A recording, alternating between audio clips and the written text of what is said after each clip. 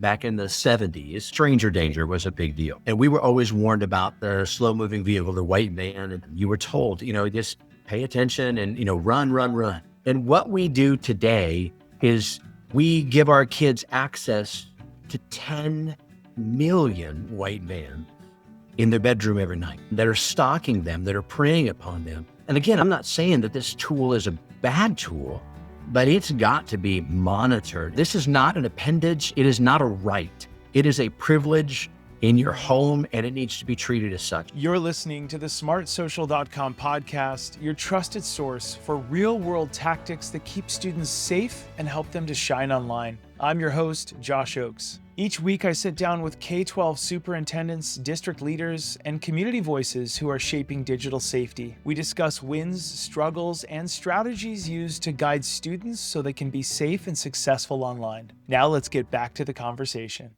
Hey, I'm Troy Stein. I'm the founder and CEO of Stop Human Trafficking. Our main offices are located in Manteca, California. That's between Modesto, Stockton, right there on the 99. We serve all of Northern California, and I was a pastor for 28 years prior to stepping into this role.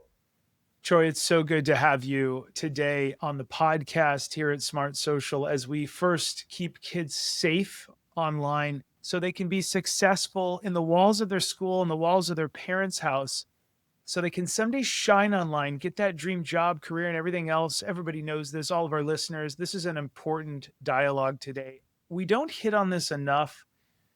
Troy, we've got about 6 questions for you, and I think we're going to deviate from that a lot. I think we're going to go down a difficult rabbit hole. But first, let's start.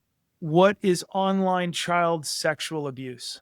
All right. Well, first of all, Josh, thanks for having me. I appreciate being. We very much value smartsocial.com. We've recommended it, and many of the 27,000 people in the Central Valley I educated last year in the area of human trafficking, every one of them, we told them about your resource. So thank you and your team for what you guys do, and we are so very, very grateful. Some of this might be kind of hard to hear for your listeners, so we kind of want to put that precursor out there. But online child sexual abuse is really posting or sharing or viewing online child porn. Child porn is also known as child sexual abuse material. It's called CSAM. And it kind of falls into 4 categories. There's solicitation, there's enticement, there's grooming, and then there's exploitation. And so let me just kind of briefly share, if you don't mind. Solicitation of a minor really could be things like, a request by somebody to perform a sexual act or an activity online, or it could be luring kids into just talking about sex online. It could even be giving kids personal sexual information that you have. All of that is illegal, and it's considered to be sexual abuse online, and solicitation is what it is. And then there's online enticement, which is a little bit different than that. It could be like sextortion is an example of that, where an abuser blackmails or really extorts or coerces a child, a minor, into sending them self-generated child porn, which would be, selfies of naked or partially naked parts of their bodies, or maybe even videos. And then the abuser threatens to share that information, the images that they got from that child, if they don't send them money or other sexual act images. Then there's online grooming. It's where the abuser may, or they may not know the child. They may know them in the real life. They may not know them in real life, but they befriend them on social media. And how do they do that? They pretend to be somebody that they're actually not. And they build a trust with the intention of drawing them ultimately into a sexual relationship, whether it's online or maybe it's even luring them to meet them in person. And then, of course, there's online commercial sexual exploitation. That's the exchange of sexual images in exchange for anything of value, for money or for other valuables. Yeah. For our audience listening right now, Troy, I'm going to be honest, this is a lot to handle. So if you're listening to us online, parents, if you're watching this on YouTube, it's a lot, but this is important because if you hang out with Troy here today, you're going to be a little bit better off to protect your community. If you're listening to this episode, this might not happen to your family, but it will happen in a community like yours. And we want to kind of bless you with this knowledge so that you can help 25 people in your surrounding area, or maybe the whole school. Yeah. Okay, so that was a lot to handle. At smartsocial.com, we do our best to update. We have a big anti-human trafficking sextortion page. I would be honored, Troy, if you'd look that over with us someday so we can keep that updated and help the fight. Yes. I want to ask the next question is, how can perpetrators choose a victim? This is another one of those heavy ones, but as a dad of 4, and then we adopted 3, and then now we have 8 grandchildren, this is important stuff that we really do need to lean into. So again, it's kind of that whole disclaimer that it's not easy to think about. It's easier to keep your head in the sand, but we really do want to protect our children. So perpetrators choose a victim based upon a few attributes. The first one is, how does that victim or that child appeal to them? What is their attractiveness level to them? And it's kind of based upon that the perpetrator's desires, which is sick to even think about, but it could be hair color, age, or ethnicity. So once they appeal to the perpetrator, then they want to find out how easy of access they have to that minor. And this is where the parents can come in and we can really safeguard our children. It's based upon whether privacy settings are established on the websites or the platforms and the apps, whether they're disabled or inadequately set. And if they are, then the perpetrator is looking for ease of access. And then finally, they're looking for the vulnerabilities of the children.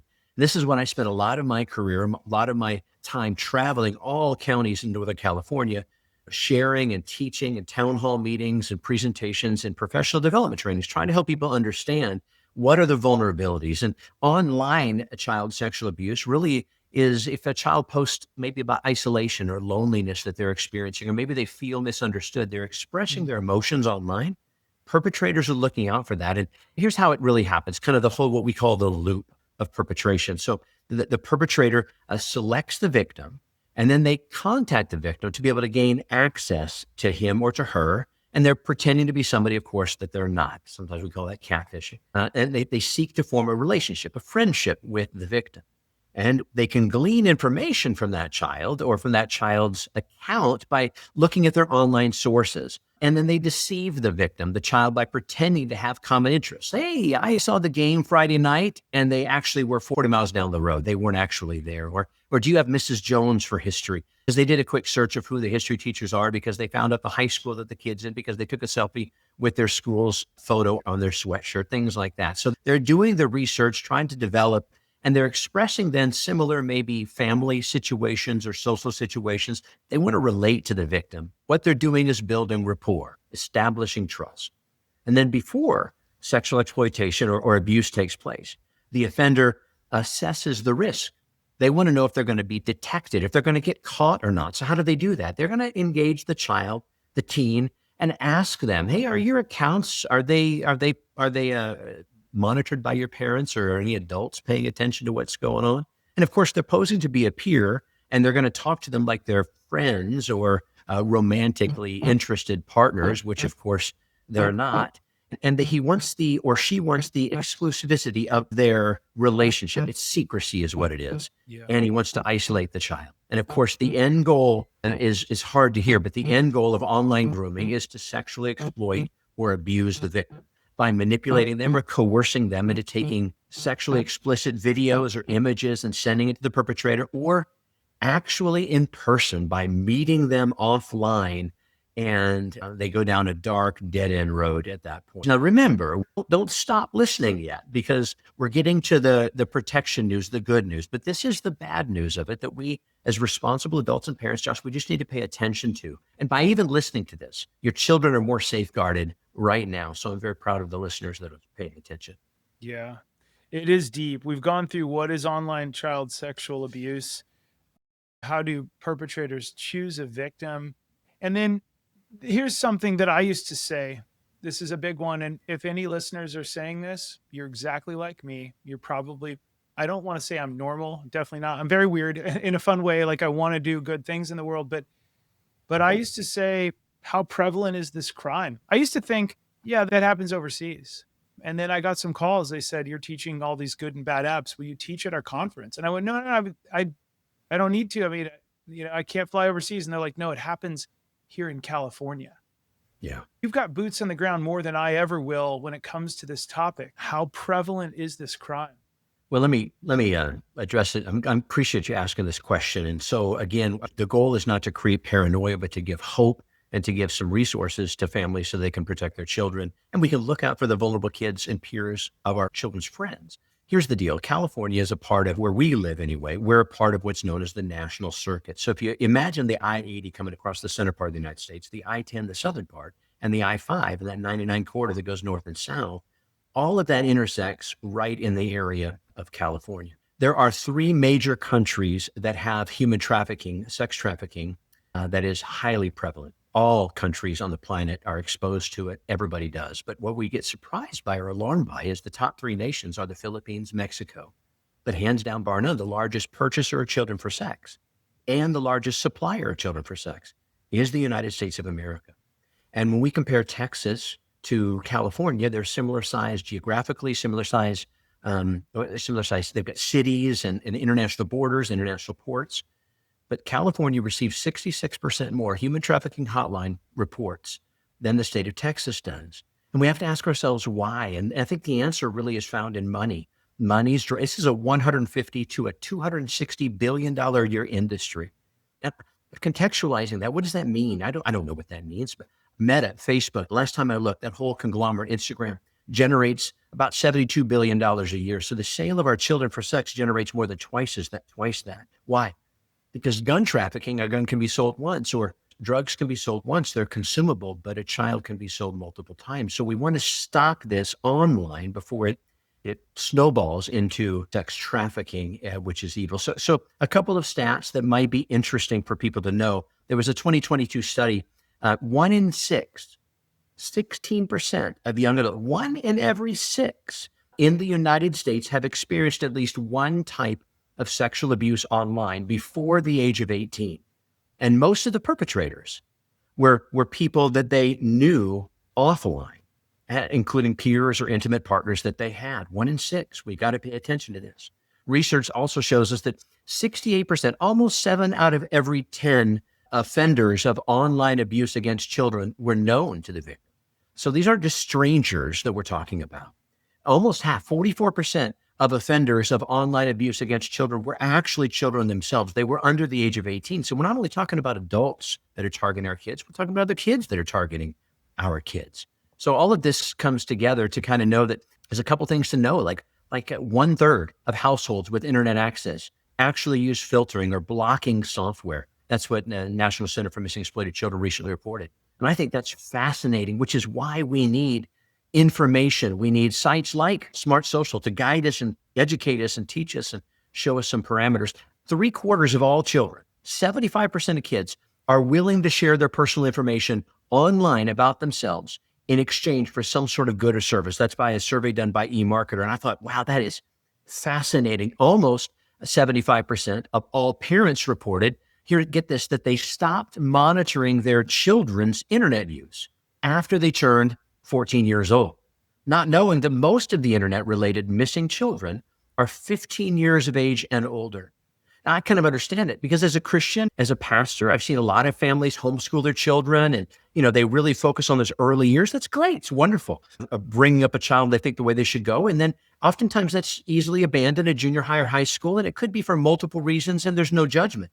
But we've got to make sure we stay fully engaged in our children's lives because they're highly susceptible and more vulnerable then.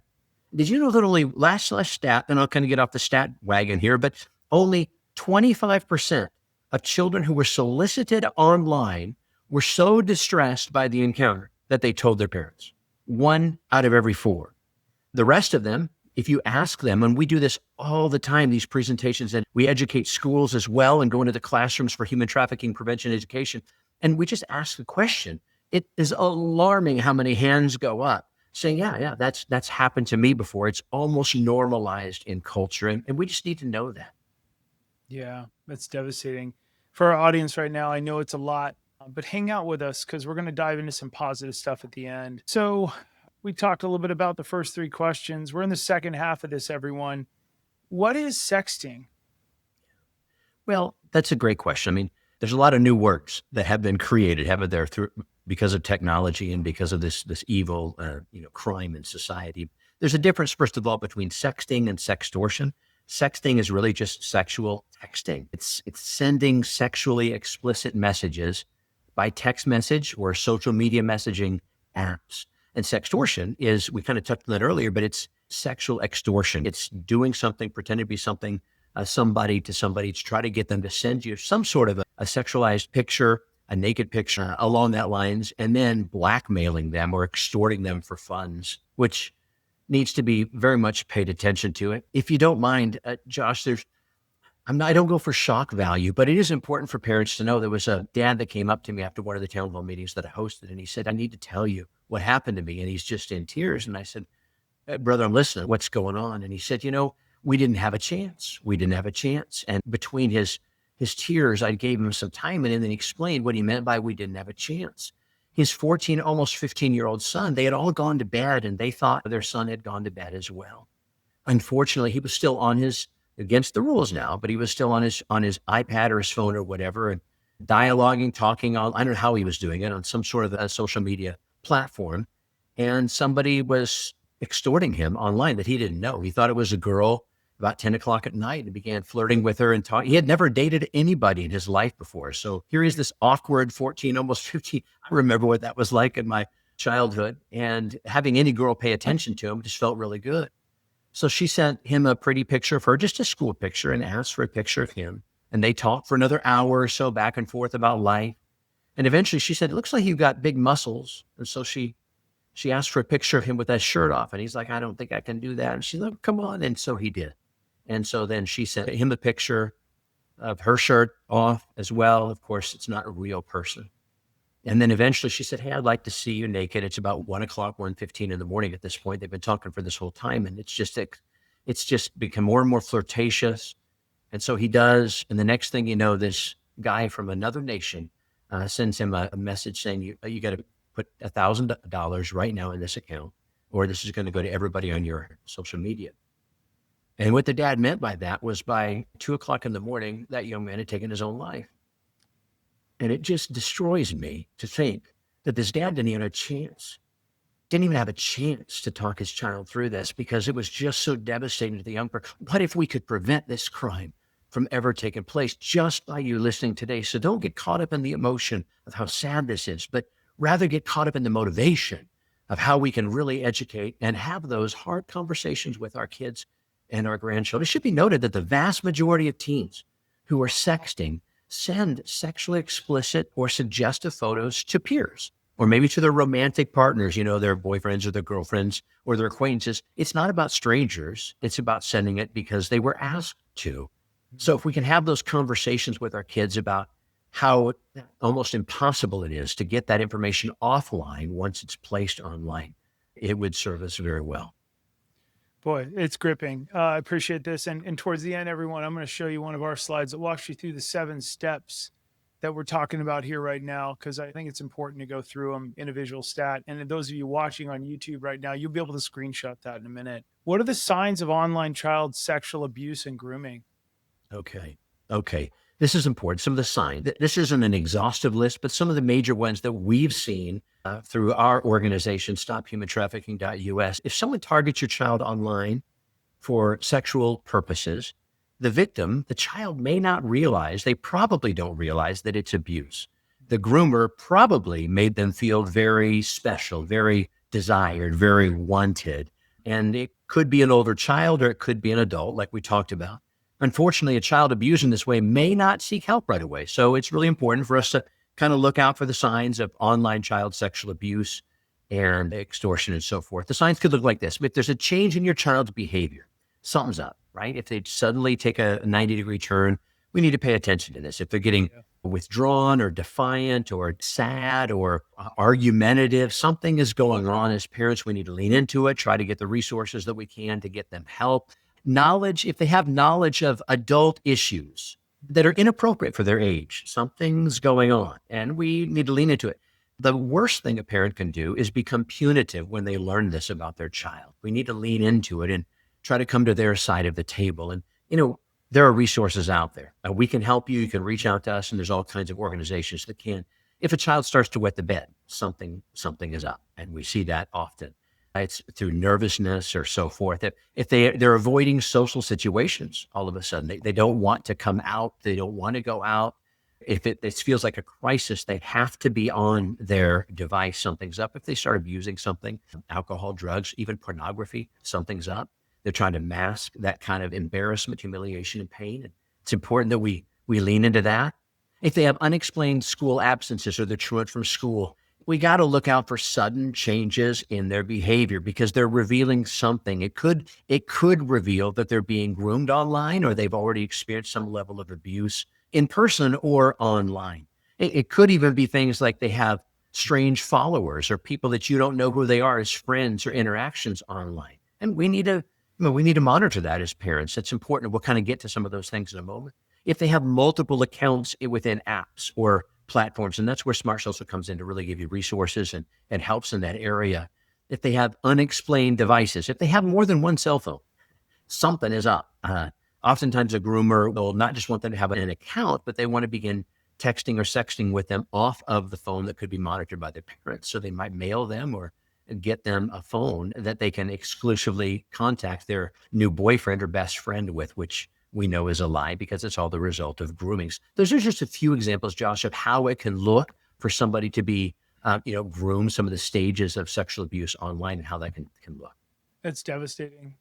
For our audience right now, if you're watching on YouTube, I want to walk you through what we've heard as well. In addition to what Troy is telling us, I'd really like to kind of walk everybody through a law. And Troy, I want you to set me straight if I got this wrong, please. Let's do this for the betterment of society. I'm willing to be wrong, but here's what we're hearing from law enforcement. For everybody listening, I'm going to do my best to outline for you the 7 disturbing things predators are saying to kids. And I feel compelled to kind of show this one because this is, and for those of you on YouTube, you can screenshot this at the end and take it and run with it, save some lives, help some people.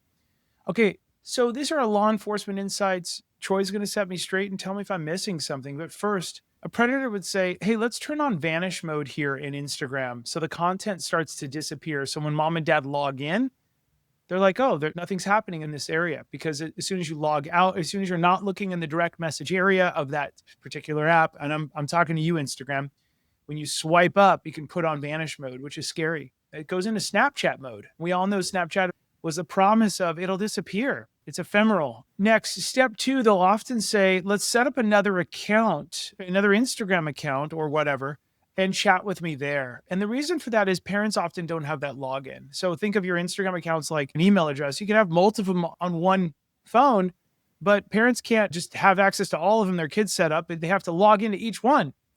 And that's what the predator wants to do is let's set up another one. I can chat over there. And they'll have a story for your kids. They'll say, I'm sorry, this username isn't working. Let's try another one. And kids believe stories. It's devastating. I tell stories about how to protect kids. Troy tells stories about the danger that happens so we can save you. And then number 3, they'll say sometimes, you're so pretty. I understand you. Your parents don't get you.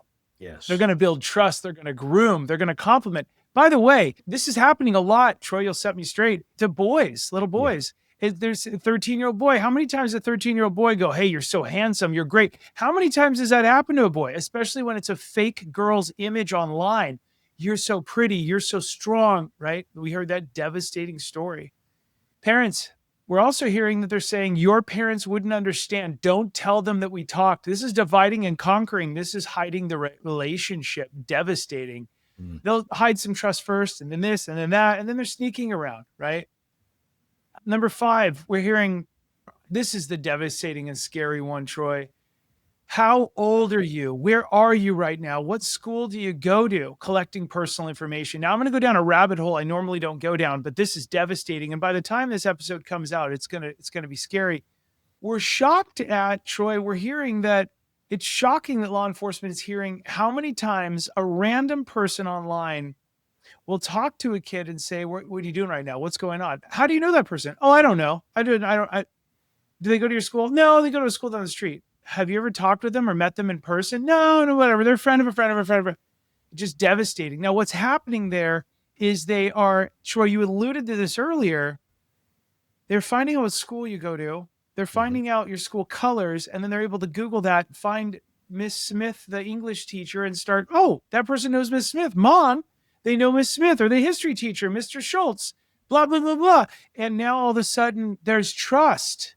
Yes. And they're collecting personal information for the next step. Parents, this is devastating. And parents, this is a part of our 50-plus parent night events all year long where we want to come into your home, have this discussion with you and your family, and do giveaways. We're giving away, don't hold me to this, but oftentimes there's a Kindle, there's a Bluetooth speaker, there's a 3D printer, because I want to get you into our events. I want to love on you.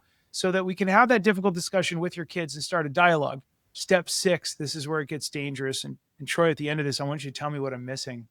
Here's a photo of me, many of them will say. Now send one of you. Now, this isn't really a photo, parents. You know how this works. You've been around the block. Oftentimes, they're targeting a 13-year-old boy or girl, and they'll find a photo of the opposite sex, and you can create them with AI now. This is the first episode where I'm really talking as much about AI as we are. Create them with AI, and they're gorgeous people. They can be whatever you want it to be with a simple prompt. And what they're doing is they're pushing to get an inappropriate photo from your child. Now, if you haven't had this talk with your kids, it can be too late, as Troy just said. And then the last thing, this is where it snaps, my friends. Boom, it snaps. And step 7 is send money or I'll send this photo to all of your friends and family. They will harass, they will blackmail, they will threaten a student, causing extreme stress and humiliation. Parents, you may think that'll never happen to my kid. But if you don't have that talk, if you don't have the cigarette talk, they might think it's fine. If you don't have the talk to specifically say, don't get on TikTok anywhere, they might not know, and they go over to Billy's house and they set up a TikTok on Billy's dad's extra phone that was in the kitchen drawer. Mom didn't tell me not to do it. So parents, it's on us to do this. Parents, you can screenshot this at any time. Troy, what did I get wrong here? What am I missing? Which one are you seeing as the most prevalent? You're 100% accurate. I mean, I could tell you stories out of each one of these, of the survivors that we have encountered. And unfortunately, we're trying to take it down the restoration journey, which is the long, long game. So I'd like the number 2 on there. Let's set up another Instagram account, chat with me there. You know, even we had an 8-year-old girl that was 8 years old now. Now, this isn't a devastating story, but it could have been. She was staying with her grandmother. Grandma went to bed, thought that the 8-year-old was asleep, but the 8-year-old snuck downstairs, got the iPad, and somehow knew the password or how to open it up. And she went to, I think it was Roblox, but anyway, she went and she encountered another 8-year-old girl, right? And that 8-year-old girl, in time of talking, hey, where do you live? What town do you live in? Hey, I live there too. I gathered some information on this girl. And eventually, here's what she did. She said, let's go to a private playground and let's play together. Inside of Roblox. Yeah. Let's go to a private Roblox group chat room to play and have, okay, go ahead. Just for all you listeners, there's playgrounds in Roblox and they're like gaming rooms. Keep going. Yep. And so she did. She went into it. The perpetrator was patient and it kept her on there. I don't know for how long, but eventually the perpetrator said, hey, wouldn't it be great if we could have a real play date? And the girl said, yes. She said, hey, why don't you meet me outside right now and we can ride bikes together? At this point, it's 1:30 in the morning. So this little 8-year-old who should be sleeping went outside and rode her bike and she got bored. I don't know how long she stayed out there, threw her bike down and she went inside and went to bed. Well, in the morning, she told her grandma about this and grandma was like, no way. I mean, this is just a far-fetched. She must have had a dream. She checked her outdoor cameras and her Ring camera. And at 1:30 in the morning, her 8-year-old granddaughter was riding her bike outside in the driveway. And thank God she came inside before that person really got to that house. So I'm just saying that this is extremely real and paying attention to it is extremely powerful. I mean, the whole number 3, you're so pretty, I understand you. Parents don't get you. It's that drawing of them away. I'll be the one to take care of you. Nobody else gets you. And really capitalizing on the emotionalism of our kids, of our teenagers, right? I raised 4 daughters. I used to have a full head of hair, right? And all my girls are amazing and wonderful adults, but they look back on it and go, I thought like a child. And that's why they're thinking the way that they do. Parents wouldn't understand you separating. How old are you? The information, the gathering, yes, the photos and the extortion is there. But what we're seeing even more than the extortion on the people that we're serving is the pressuring of additional relationship. It's not about the money. It's now I want to see you naked and dancing around and I want to see you perform these just disgusting things. And the kid feels like they have no choice and they're too humiliated to go talk to somebody. And now they've gone down a dark, dark, dark path that they can't get off that crazy train. And we can help them. They can get off that. They just need to reach out for help. So parents need to create a safe place for their kids to talk with them. And I think there's more good parents out there than there are struggling parents. But for the ones that are struggling, there are tools that you can use. And it's never too late to have these conversations with your kids. Yeah, so true. And that's actually the last question I have for you is, what can I as a parent do? Right. Well, I've got you can go to our website, stophumantrafficking.us, and I've got a book that I recently published simply called Stop Human Trafficking, Our Kids, Our Communities. And we really list a whole chapter in there is all about things. Just to kind of highlight a few because of time's sake, but the key is, supervise your child's internet activity. And we can't express that enough. Unfortunately, just like the example, Josh, you gave a moment ago of the cell phone in the drawer that's the extra one at a friend's house, you can't always monitor those things. But ultimately, we have to help them become responsible users and understand the depth and breadth of what it is that they're doing. So after you educate yourself, in which I'm a little bit older guy and it's hard to stay up with all of the technology changes, which is why I advocate for smart social so much. It's just so important for culture. So good job. Kudos to you guys.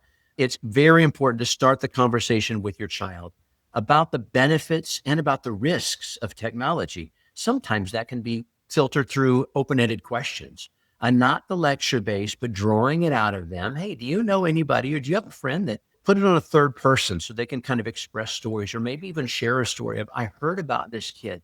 What would you do if you were their friend, rather than don't ever let that happen to you, because those lectures are in one ear and out the other. And then it just causes them to close their spirit instead of opening up to their parents. Next, maybe work with your children to establish some ground rules. My wife and I are extreme patrons of family rules. And those family rules are applicable not only to the child, but to the parent as well. For example, we give away stop human trafficking baskets at all of our town hall meetings. And we're like, in the bottom of the inside of the basket is like a family creed. And the whole thing is put your phones and your iPads and your watches in that before you go to bed. No, none of those are in bathrooms or in bedrooms. They're always in public places within the home. And if you get into a habit, and here's the deal, mom and dad have to model that. Here's the deal. You can still buy an alarm clock. You can still do that. You don't have to depend upon your phone for that. And so, unless your career requires it, I really think it's wise that we model that for our children and have discussions. What are their rights? What are their responsibilities? Privacy, personal safety. Not only are they going to be more likely if you include them in developing of those families. Here's what we've discovered. Every family we've helped develop family rules, the children always come up with more rules than the parents were going to. They just do. And so they're looking for boundaries and they want to develop it and create those standards of internet safety. The next one is, as technology changes and your children grow older, you got to revisit those rules constantly. So things have shifted a little bit. So we need to pay attention to those. Don't give up and say, well, the school doesn't even have textbooks anymore. They've got to do their homework. They've got to, you still own the house and you still are the responsible for raising of your children, regardless of how culture tends to shift. And so talk to your kids about what sites and apps they're using and ask them, do you have privacy settings? What are those? Have you explored those? Involve them in the decision to establish those, but ultimately set the boundaries for them. They should never allow people who they don't know in real life to view their content or send them messages on Facebook or Snapchat or Twitter, Instagram, or whatever, TikTok, whatever. They should also turn off all of their location services in Snapchat, which allows other people to follow your children and teen. Don't check in at places on their phones. It's just important that we protect them geographically as well. Parents, right now, I'm just going to pause for just a sec. When he says checking in, because as I give my big parent talks, people go, wait, don't check Snapchat? What he means is don't leave a trail of location data. So like, here I am, I'm posting a picture, here I am, because inevitably there'll be somebody who looks like they're 13, 14, 15, who is following your child, who your child goes, no, that's my friend. And they're really a predator online. And you're leaving a trail of locations. On Facebook, you can attach your metadata to, this is where I live. And then a week later, I'm on vacation. And they're like, it's just too easy to rob you. The same thing is true with giving it away with your kids. Okay, go ahead. Yeah, and along that line, they should never add a friend, somebody that, or follow somebody or connect with anyone that they don't know in real life. So we make that agreement. It's important that we know who they are. Just because someone else's profile picture makes it appear that they're your child's age, like you just said, Josh, it doesn't mean that they are. Predators pose as children to meet other kids or other teens online. We recommend they should never post or share photos of themselves not fully clothed, certainly. A lot of, again, I raised 4 daughters. They like to take those selfies and the cute selfies, thinking that only other teenage girls are looking and they look cute to them. That's not true. So, share those things in different fashions, but don't share those things in a public format online. Explain there are bad people who use those pictures in bad ways, and that once a picture is posted on the internet, it really can never be deleted. And there are tools that are out there through National Center for Missing Exploited Children that can help you, but it can be really, really difficult to get that off. So I would explain to your teenagers that they should never take nude pictures themselves. Now, you're like, I never have to have that conversation. Yes, you do. It's one of the most popular things with the culture that we're in right now. Kids are comfortable with their bodies, and sharing those, it becomes like normalized. And so we have to talk to our kids about this. They should never share pictures. If someone they know is pressuring them to send a nude picture, they should tell a trusted, they should talk to you. Hey, I don't feel good about this. And then you got to figure out how you're going to react to this so that your child is not humiliated or embarrassed. Remember, we're coming to their side of the table. We're not opposing the one that is the potential perpetrator. That can be dealt with later, but empathy for your kids and understanding and support is really what they need at that point. And I really would say explain to your kids that they should never post information online, that they don't want somebody else to know about them that could potentially stalk them. Home address, identifiable places where they might live. We had a girl, just as an example, she was an only child, middle class family, really wasn't vulnerable in any of the other major vulnerabilities for kids that are being exploited or trafficked. But in this case, she just kind of expressed that she was lonely. My mom and dad are never home. And somebody capitalized on that. And because of the sweatshirt that she was wearing in one of her selfies, like I mentioned earlier, he knew what high school she went to or assumed it, did some research, found out what the football score was on Friday night, talked to her about the football game, even though he wasn't even near there. Eventually, we've got a lot in common. It's not fair that your parents don't listen to you. I'm here for you. I want it. And so connected over and over again, continually drawing her away from her parents and relationship. And her parents were busy, working hard to support their family, but they just missed it. And they weren't bad parents, great people. Eventually, he said, hey, do you live in the greenhouse on the corner with the white fence? Which he found out because he Google Earthed it after he found out some information from her that she had shared. She said, yeah, I do. He's like, I walk by your house every day on the way home. Hey, do you know where Smith Park is down the street? Which was easy for him to find. Yeah, I do. We should hang out there sometime. And then he backed off. So there's no pressure, just coercion and manipulation. And eventually he said, hey, why don't we meet there on Sunday afternoon? Well, it's not, though. The way it won't be crazy. I'd love to just meet you in person. Sure. So she walked down to the park. And the interaction went something like that. And remember, he's supposed to be a 17, 18-year-old kid, and he's like this 31-year-old young man. And he shows up and he says, hey, how are you? We'll just call her Amy. And she started, he's like, I know. I lied to you. I'm so sorry. I'm humiliated. I'm embarrassed. But didn't we have a connection? Yeah. 4 months before they could find that girl, he coerced her into the car and he got her into the sex, a terrible lifestyle, as he took her on the circuit. And she was willing to do it for him because he loved her. It wasn't that she went forced. She was forced, but it was manipulation, coercion. I'm just telling you, these things the slippery slope is really fast. So isn't it better to risk a little level of humiliation or discomfort in your family to address the elephant in the room, to protect the well-being of our children, our children's friends? That's why I'm giving my life to this cause. And we're engaging so many volunteers that are helping us on the journey. This is really powerful. Now I want to scare everybody just a little bit. I'm going to do something I've never done before to show you how dangerous it is. Because we here at Smart Social are helping, and so was our guest here today. We're trying to help you get ahead of everything. So I want to show you something that we just discovered earlier today. And I'm going to try and share the screen here with your permission. This is pretty devastating. So I'm going to open up ChatGPT. Now, parents, I'm leaving the best for the end here right now, but if you were to have a child with a public Instagram account, that's giving away all the backgrounds of everything that's happening. And you can see other people in the photos and stuff. Like, let's forget for your kid is in the photo. Let's now, not only are you sharing that your kid is somebody that the predator wants to go after, but you're sharing the school and everything else. So I'm going to share my screen and do something really, really creepy. And I'm going to show you something that ChatGPT does. And we have to be really careful with this. But I just did this with my nephews. So parents, the first key takeaway is I'm going to show you why your kid's Instagram should be private at all times. And they should know everybody who's following them. I'm going to show you, my family owns a little tiny self-service car wash. And I don't know if I've ever shared that with you, Troy, but these are my nephews. And I spent 4 years rebuilding this car wash for the family. It's been like such a fun, it's therapeutic for me to work with my hands. It's so much fun. So we rebuilt it, and my nephews came to spend time with Uncle Josh for the day, working at the car wash, greeting customers and washing their mom's car. Super cute. This is the 6-year-old and the 11-year-old. Now, what I just did is I'm going to show everybody. I took a picture of just the words car wash All new signage, by the way, in the last 2 years. This is like my life savings. I'm making this place humming, and moms love it. It's safe at night. I took a picture and I said, find this location with ChatGPT 04. And it said, here's how you find it. It shows you how to find all these tools. So it's giving predators how to do it. Now, I knew that when I checked online on some of because I have to stay ahead on AI and I teach a lot of AI, I did it again. This is where it gets creepy, parents, and we've saved the best for last, the scariest for last. I posted the same photo of Uncle Josh with the 2 boys, and I changed it to 03 ChatGPT model, and this is just the start. And I said, find this location. I don't know how it found this, my friends. This is creeping me out. Oh. It's a self-serve car wash at 5 in Cypress, California, and that is the exact address.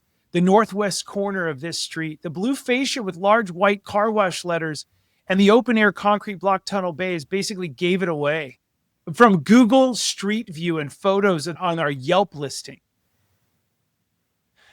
Man. It knows the GPS pinpoint. Guys, I'm devastated because all I gave it was a photo of my nephews and I at my biggest investment in the world, this car wash that serves the community, that helps tons of moms and dads with a $4 car wash. You can't beat it. The most affordable thing in the world.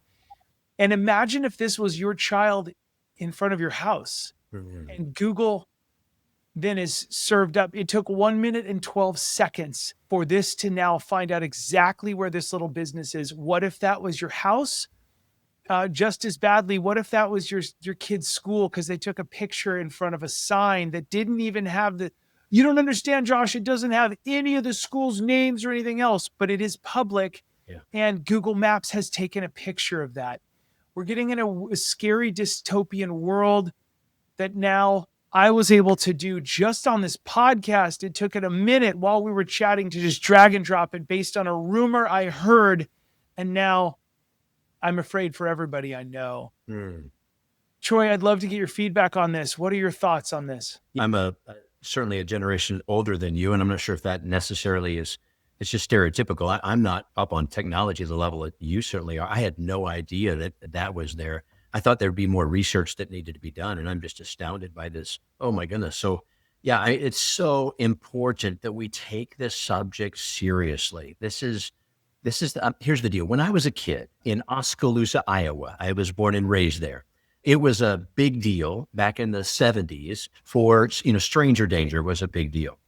And we were always warned about the slow moving vehicle, the white van, if it's going the pace that you're walking, that you got to run. By the way, back in those days in the Midwestern town of Iowa, if there was a blue star, a cardboard star in the front window of anybody's house, they were considered a safe home that you could run to if there was somebody that was after you. And how you got a blue star, by the way, is just go to the courthouse and ask for one. So that's a terrible idea of how to be a safe home, but that's how it had happened. Nevertheless, you were warned about the white van. You were told, just pay attention and, run. And what we do today is we give our kids access to 10 million white vans in their bedroom every night that are stalking them, that are preying upon them. And again, I'm not saying that this tool is a bad tool, but it's got to be monitored. And here's what I know. This is not an appendage. It is not a right. It is a privilege in your home, and it needs to be treated as such. So your rules are your rules. Enforce those rules with kindness and care and love, not with anger and, because they're going to rebel, but just, I love you too much to risk your life on breaking this rule. So put it in the basket. And I think that would be a kind of a closing comment to me, that you love your kids too much to not deal with this subject head on. Yeah. What you just said, 10 million white vans in their hand. I mean, yeah. And there's about 4 million babies born a year. So if kids are getting the phone around 10, 11, 12, 13, 14, 15, you guys can do the math. It's 4 million times each one of those ages.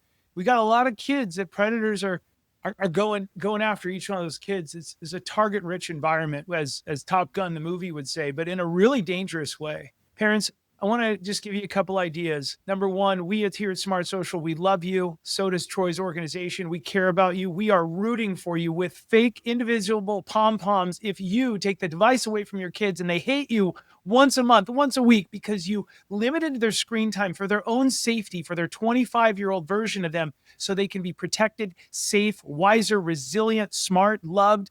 We're rooting for you here at Smart Social. We love you. We care about you. But I want to tell you, the number one safety app in the world is not owned by Google. It is not owned by Microsoft. It is you having a rich dialogue with your kids, talking about them early and often about predators, and not just saying, don't talk with strangers. That worked in the 50s. That worked in the 30s. Nowadays, it's who are you talking to online? What's going on? Or how are your friends doing? In that car ride home from school, the car ride to school, the cell phone free dinner, which, oh, Josh, you don't understand how busy that is. I'm a realtor. I get it. I get how busy you are as a high-end lawyer, but I tell you what, while you're playing Minecraft with your kids or being interested in the stuff that they're interested in, that's where your kids are going to light up and go, my dad, my mom took a few minutes to be interested in my stuff. That's what a predator does not want you to do. Exactly right. That's when your kids, you're able to then have that tough love. Hey, we played a lot of Roblox or Minecraft today or whatever it was. I need you to go to bed on time. Remember, we don't allow phones in the bedroom. You're charging it in mom and dad's bathroom or the kitchen, and you're not allowed to do that. We have rules. And what I want you parents to consider saying, and I'm sorry to sit up here and preach from the pulpit, but we love you too much to not say this. I love you, but in our house, we care about your safety more than we care about screen time, and more than we care about freedom, because the predators want you to allow your kids to go to bed with that device right next to their bed. And your kids are too young. If they're under the age of 18, I'm just going to say it, they're too young to have full access to the internet. I don't believe that I trust any big company to fully protect your kids with the privacy settings. I do believe that every parent is the world's best protection with the dialogue starters. Counselors, you're watching this right now. You work in a school. You are our first responders. We love you. We thank you so much. Please talk to parents about this issue and what you can do. Hey, Troy, I really enjoy you. Thank you so much for your time today. You've been terrific. Awesome. Well, it's my pleasure. Happy to serve, happy to collaborate and partner. And if we helped even just one family, man, the energy and the effort is absolutely worth it. So God bless you. Thank you for all that you do, Josh. Thank you, my friend. For all the parents out there, you can learn more about smartsocial.com, where we host 50 plus live events all year long. And we bring them to your community. They're parent engagement events. We do giveaways, all kinds of great things. But you can bring your kids to them, and we have the difficult conversation. We're a little less uncool than the parents, even though you're the coolest people in the room, and I am your biggest fan. Sometimes an outsider, they roll their eyes a little less at us, and I wish it wasn't the case, but it is, and we're here for you. We hope that your school district will have a discussion with us so we can host these events for you and make them complimentary for your community all year long. If you miss one of our events, it'll throw a replay in your inbox in up to 12 different languages, so no one's left behind. We'll see you all very soon. And always remember, parents, whenever you're posting anything, remember to keep it light, bright, and polite. Your kids are watching what you're doing online. We'll see all of you on the next episode. Thanks for watching. Take care. Thanks for spending time with the smartsocial.com podcast. If today's insights were useful, please share the episode with a fellow parent or educator and subscribe so you never miss our next conversation. And parents, make sure to join one of our next live online events each week to keep your family safe and also enter for a chance to win cool prizes. You can learn more at smartsocial.com. I'm your host, Josh Ochs, and parents, remember to keep it light, bright, and polite because your kids are watching what you're doing online. I'll see you on the next episode. Have a great rest of the day.